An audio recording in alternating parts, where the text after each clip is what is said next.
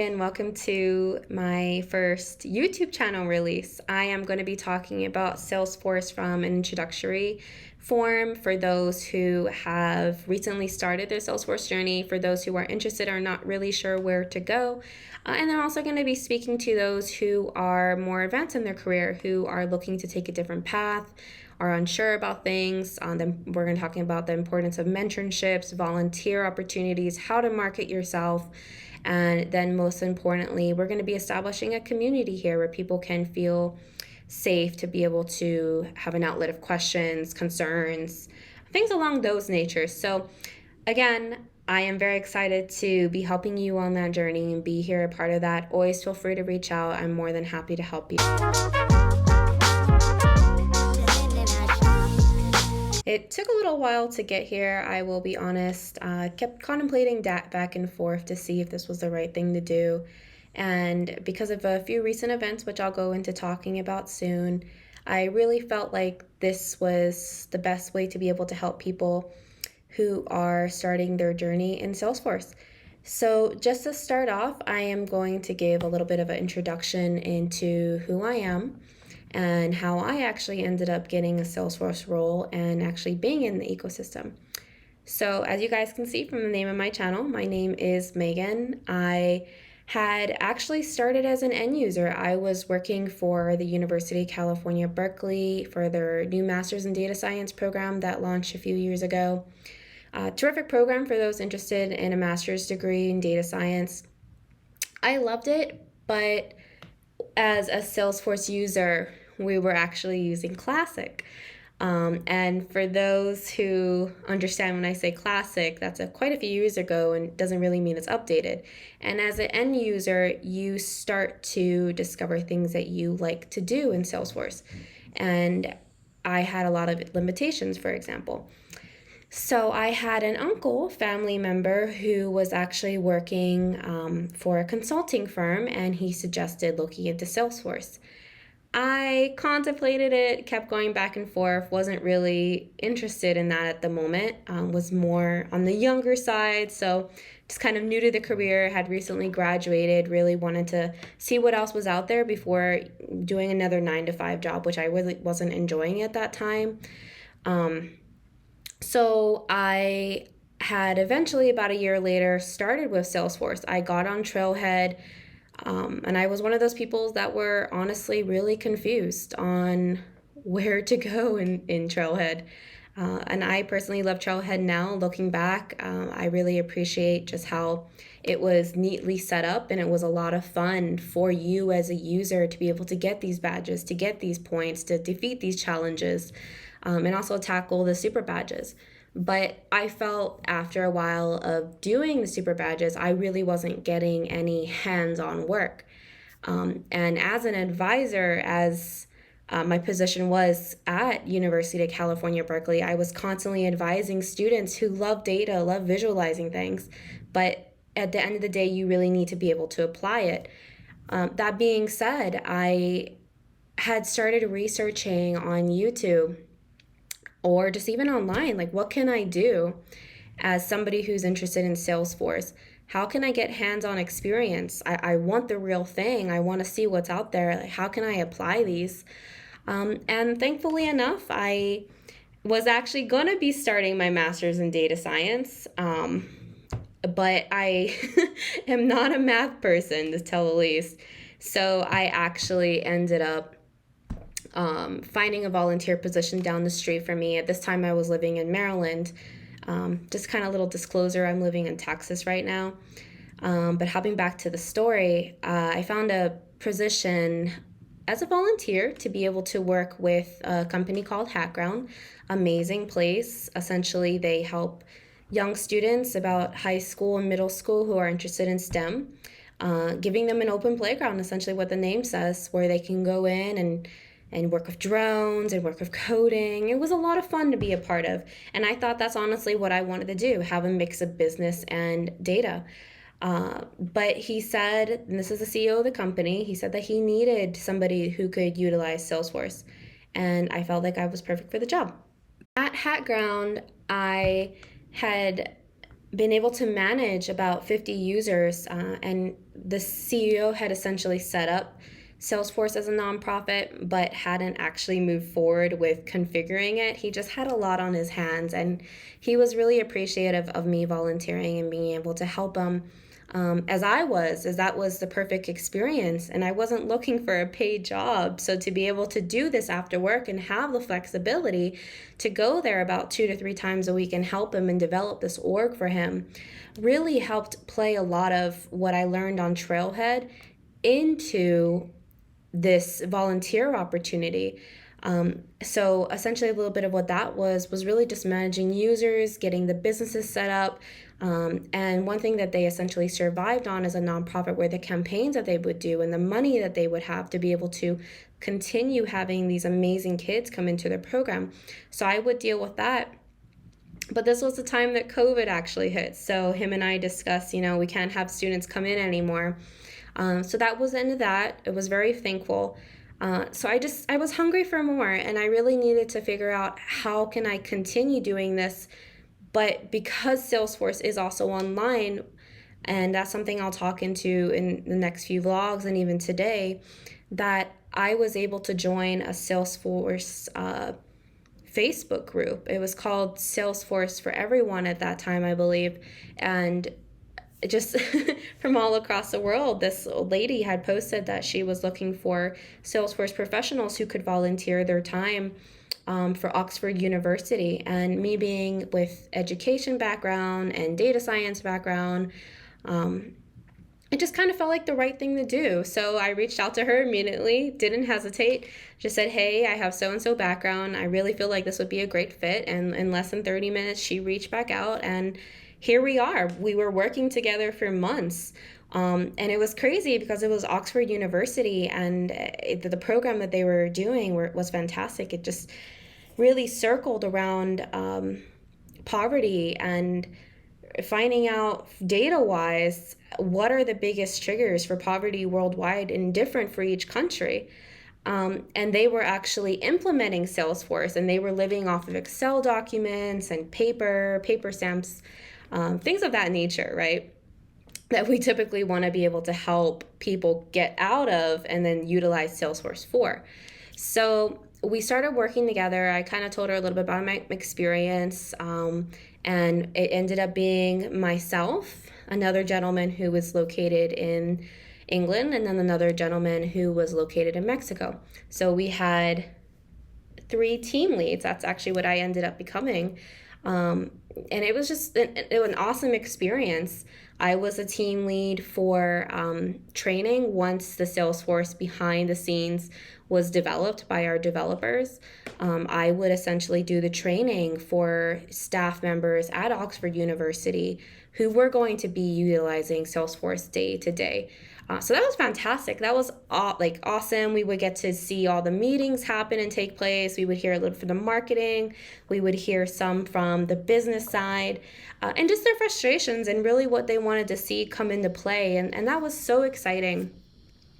Fast forward just a little bit, it got to the point where we became so successful in these roles, me and the 2 other gentlemen, that we needed more people. So we actually started recruiting people online. And it was amazing because we would work from people from all over. And then each of us would have a team of about 6 or 7. So I was working with people in Singapore, in China, in India. I think I'm forgetting a few, but that just goes to show you how remote Salesforce is, but how possible it is to work on one in particular project around the world with everybody. And that's what really kind of sparked my interest. So long story short, everybody kind of got a job, and this was during the pandemic, so people were on and off a job looking for things, and Oxford University understood that. They had a main consultant lead, but I eventually had to leave too. It was a terrific experience. I had gotten my first position because of my volunteer experience, I believe, at another company as a business analyst, and that's when things really started getting going. Starting off as a business analyst for this new company, it was a consulting firm, and it was terrific. They would really have younger professionals with a mix of older professionals that had been in the field for a while. So everybody was essentially able to mentor each other and be there for each other. And what I particularly liked about Salesforce in this role was that we had developers, we had architects, we had business analysts, and we had consultants, and everybody, no matter what, had always experienced something. So there would always be a group chat to reference to, there would always be knowledge documents to reference to. I mean, when it comes to Salesforce, everybody's always going to experience something. So you're always going to have somebody to reach out to, whether that's through the community page, through your local group page, or just at your job. So I love that. I ended up working with about 5 to 6 clients at a time. It was intense. It was insane. The speed that you needed to learn things in was ridiculous. But it was completely worth it. I got so much experience in the 9 months that I was with this company than I believe that I ever would if I had, never seeked an opportunity or never found this career. Being able to understand business processes from a service and a sales experience and a marketing experience, being able to understand Pardot and coming in such a critical time during the pandemic. A lot of these businesses that we worked with were either healthcare or pharmaceutical companies, and local at that. So when you couldn't face your customers, everybody has to move to online. So I was able to really immerse myself in Pardot, and that was just a total awakening of, when people get on your page, what do they click? What do they look at? What is working? What is not? So I really love that, and I think that's kind of the piece of data coming together, the visualization portion of it, and being able to transcribe that to your business users.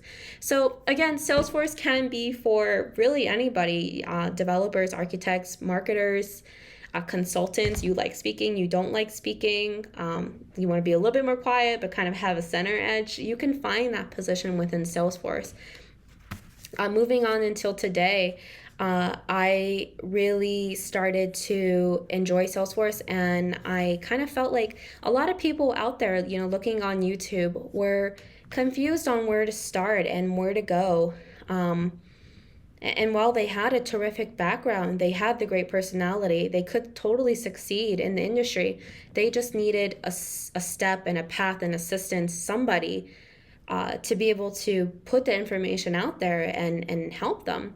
So I started doing the Salesforce mentoring program, where I would mentor one student at a time, and absolutely love that. We would do resume reviews, CV reviews. We would just talk on a day-to-day basis, like, how's your studying going? Because sometimes when you have a family, when you have obligations, when you have a life, right, you need to make sure that you're also prioritizing yourself for where you really mentally think that you need to be. So just having that one-to-one conversation with somebody who understands where you're at is really important. After mentoring students one-on-one, I decided to do the mentoring program where it's a group of students now. And I particularly love this one because all of the students come from different backgrounds. I'm working with students who are developers, who are business analysts, they have their business degree, data science degree, programming, they're working the night shift, they're full-time parents, 3 kids, 5 kids, no kids, it doesn't matter. People are ready to get into the Salesforce realm, and I am more than grateful to be able to help them. So I am going to be talking about a few things in this blog in the next upcoming releases and videos. I haven't really decided on how often to release, but if anybody does have questions throughout this time as we're going to be posting more and talking more about things, just feel free to reach out on LinkedIn.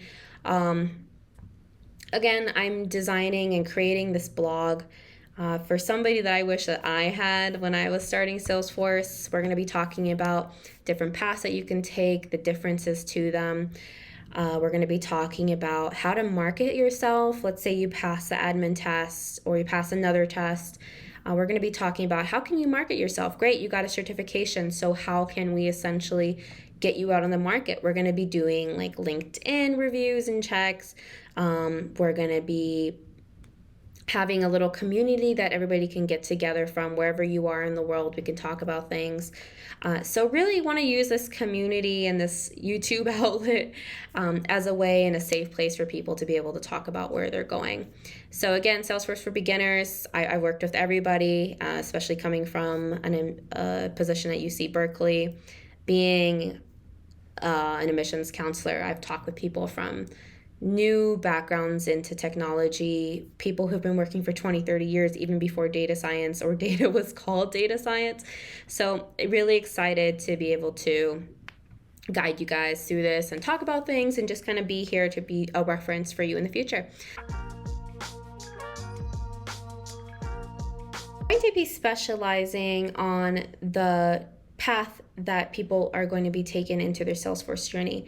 And before I even start this, I want to say that there's no solid path where you need to think that you need to go based off of your education.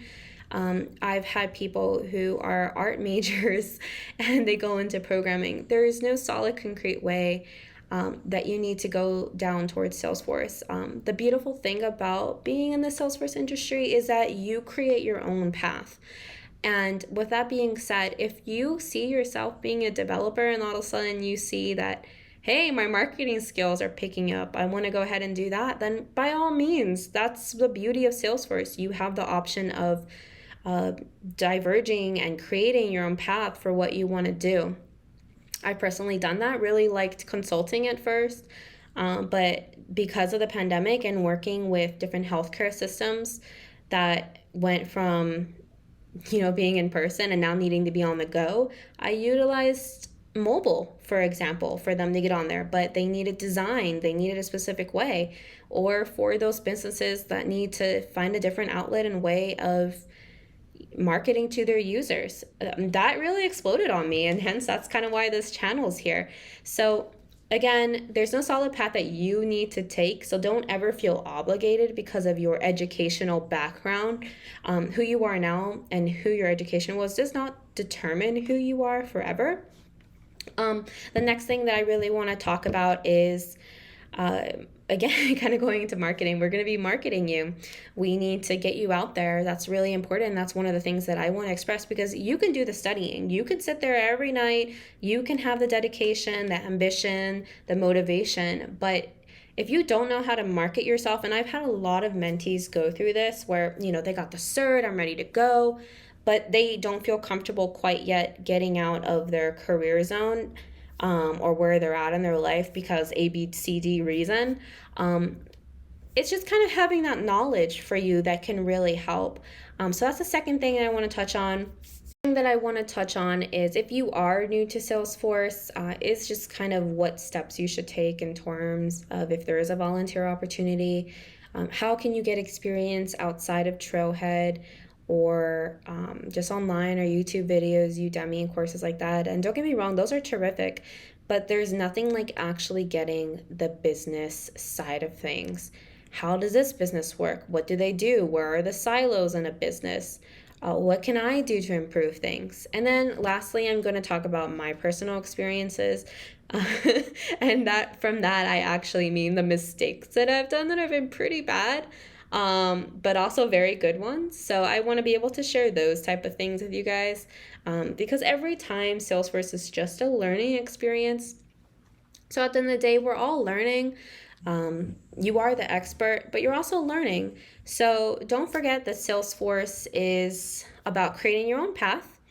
And then you have Salesforce is about learning as you go and being able to put in the learning for yourself, for you, for your advancement, and for where you want to go. And then lastly, it's a great community and you're going to have a lot of fun. So I'm very excited to be able to join you guys during this journey. And I hope that this channel is of interest to you. So looking forward to talking to everybody and getting feedback, and welcome. Bye.